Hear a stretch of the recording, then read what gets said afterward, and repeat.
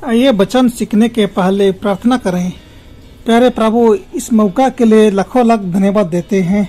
हमारे पापों को क्षमा कर जैसे हम दूसरों को क्षमा किए हैं। वचन सीखने के लिए ज्ञान दे, यीशु के नाम से मांगते हैं, आमीन। दशमांश का उद्देश्य क्या है?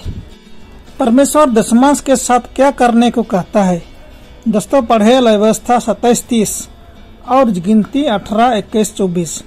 फिर भूमि की उपज का सारा दशमांश, चाहे वह भूमि का बीज हो चाहे वृक्ष का फल, वह यहोवा ही का है, वह यहोवा के लिए पवित्र ठहरे। व्यवस्था 27:30। फिर मिला बोले तंबू की जो सेवा कर लेवी करते हैं, उसके बदले मैं उनको इस्राएलियों का सब दशमांश उनका निज भाग करके देता हूँ। गिनती 18:21। क्योंकि इस्राएली जो दशमांश यहोवा को उठाई हुई भेंट करके देंगे, उससे मैं लेवियों को निज भाग करके देता हूँ। इसलिए मैंने उनके विषय में कहा है कि इस्राएलियों के बीच कोई भाग उनको ना मिले। गिनती 18:24। क्योंकि परमेश्वर सब कुछ का स्वामी है। वचन 24:1। उसे स्पष्ट रूप से धानी की, क्योंकि परमेश्वर सब कुछ का स्वामी है। वचन 24:1। उसे स्पष्ट रूप से धान की आवश्यकता नहीं है, लेकिन क्योंकि दशमांश उसका है, वह हमें बताता है कि इसके साथ क्या करना है, और वह है अपने दशमांश का उपयोग सुसमाचार सेवकाई के समर्थन के लिए करना। और इसलिए सेवकों की जरूरतों को परमेश्वर के दशमांश के द्वारा पूरा किया जाता है। लेवी के गोत्र को पुराने नियम में अन्य गोत्रों की तरह बड़ी संपत्ति नहीं दी गई थी। लेवियों को कुछ शहर दिए गए थे, जिसमें सारण के शहर भी शामिल थे। उनके चारों ओर निजी बगीचों के लिए पर्याप्त भूमि थी। वे दूसरों के दशमांश से मदद पाते थे और वे स्वयं भी अपनी आय का दशमांश देते थे। दशमांश महत्वपूर्ण है क्योंकि यह हमें ईश्वर के साथ विश्वास का संबंध स्थापित करने में मदद करता है।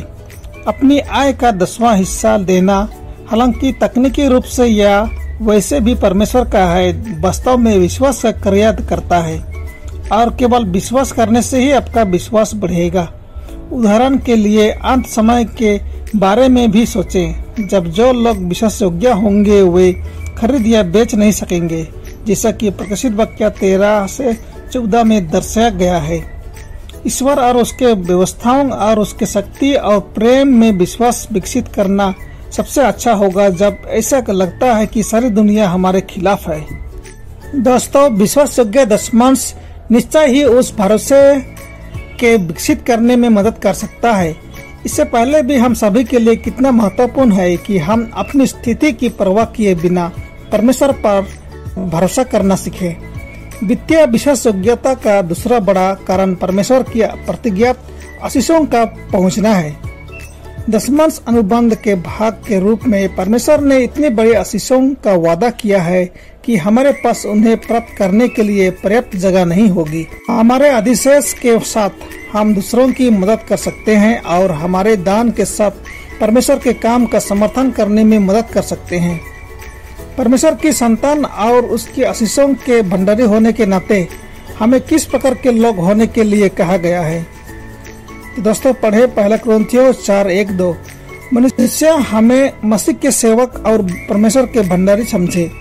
फिर यहाँ भंडारी में यह बात देखी जाती है कि वह विश्वास योग्य हो। तो हमारे दशमांश के प्रति विश्वास योग्य होने का क्या अर्थ है?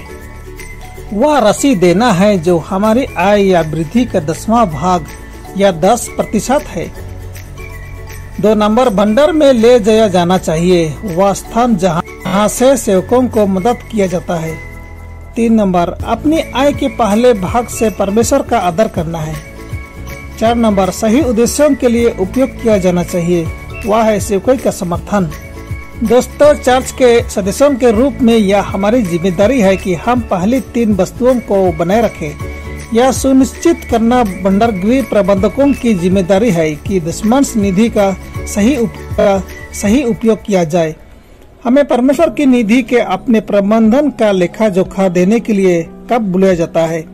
उन लोगों को क्या कहा जाता है जो आर्थिक रूप से वफादार रहे हैं? दोस्तों, पढ़े मत्ती 25:19-21। यह कहता है, बहुत दिनों के बाद उन 10 का स्वामी आकर उनसे लेखा लेने लगा। जिसको 5 तोड़े मिले थे, उसने 5 तोड़े और लाकर कहा, हे स्वामी, तूने मुझे 5 तोड़े सौंपे थे, देख मैंने 5 तोड़े और कमाए हैं।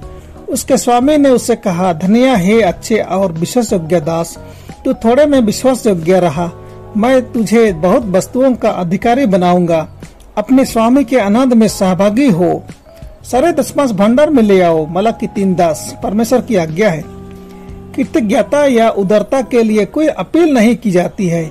यह साधारण ईमानदारी की बात है। दशमांश यहोवा का है और वह हमें उसके पास लौटाने के लिए कहता है जो उसका अपना है। परमेश्वर के लिए प्रबंध करना एक अनूठा विशेषाधिकार है और एक जिम्मेदारी भी।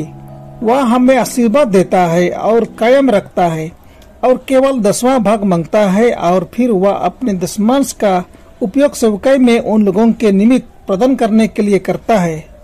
फ्रेंड्स, जैसे कि उसने प्राचीन इसराइल के समय में लेवी के गोत्र के लिए किया था। कुछ लोगों का तर्क है कि उन्हें यह पसंद नहीं है कि उनके दशमांश के पैसे का उपयोग कैसे किया जाता है और इसलिए या तो दशमांश नहीं देते हैं या अपना पैसा कहीं और नहीं भेजते हैं। फिर भी परमेश्वर ने कहां पर कहा कि दशमांश को भंडार में केवल तभी ले आओ जब तुम निश्चय कर लो कि भंडार गृह उसका सही उपयोग कर रहा है या नहीं।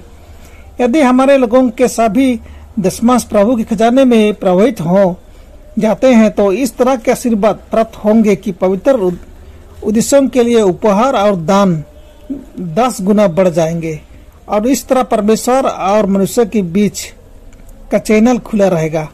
यह एक अद्भुत कथन है। यदि हम सभी वफादार दशमांश देते हैं तो परमेश्वर हमारी भेंटों को 1000% बढ़ाने के लिए धन की आशीष देगा। मलाकी के 3 अध्याय में वह अनुबंध पाया जाता है जो परमेश्वर ने मनुष्यों के साथ बनाया है। यहाँ पर प्रभु उन लोगों को अपने महान उपहार देने के भाग को निर्दिष्ट करता है जो दशमांश और दान में उसके लिए एक वफादारी वापसी करते हैं। दोस्तों, सभी को यह याद रखना चाहिए कि हम पर परमेश्वर के दावे हर दूसरे दावे के मूल में है। वह हमें बहुतायत से देता है और उसने मनुष्य के साथ जो वाचा किया है वह यह है कि उसकी संपत्ति का 10वां हिस्सा परमेश्वर को वापस कर दिया जाना चाहिए। प्रभु कृपा पूर्वक अपने भंडारियों को अपना खजाना सौंपता है, लेकिन 10वें के बारे में कहता है या मेरा है। जिस अनुपात में परमेश्वर ने अपनी संपत्ति मनुष्य को दी है, उसी तरह मनुष्यों को अपनी सभी सार का एक वफादार दशमांश परमेश्वर को वापस करना है। यह विशेष व्यवस्था स्वयं यीशु मसीह द्वारा दी गई थी। आइए प्रार्थना करें। दोस्तों, प्यारे पिता, इस वचन के लिए धन्यवाद। वचन को अंतःकरण में रखने के लिए सहायता कर, यीशु के नाम से मांगते हैं, आमीन। परमेश्वर आप सबों को बहुत से आशीष करे।